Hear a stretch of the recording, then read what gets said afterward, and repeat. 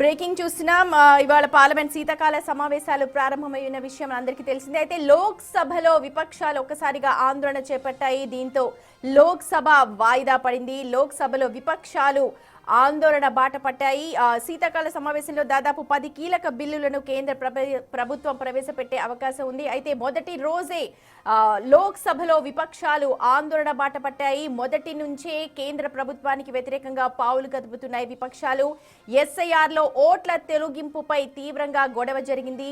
ఇప్పటికే ఎస్ఐఆర్ పై రాహుల్ గాంధీ ప్రచారం చేస్తూ ఉన్నారు. దీనిపైన పవర్ పాయింట్ ప్రెజెంటేషన్స్ కూడా ఇస్తున్నారు. అయితే దీనిపైనే ఇవాళ లోక్ సభలో ఎస్ఐఆర్ లో ఓట్ల తొలగింపుపై తీవ్రంగా గందరగోళం నెలకొంది. దీనిపైన ప్రతిపక్షాలు ప్రస్తుత పక్షాలు అన్ని కూడా ప్రభుత్వం మధ్య వాదులాట జరిగింది. సభను మధ్యాహ్నం 12 గంటల వరకు వాయిదా వేస్తున్నట్టుగా స్పీకర్ ప్రకటించారు.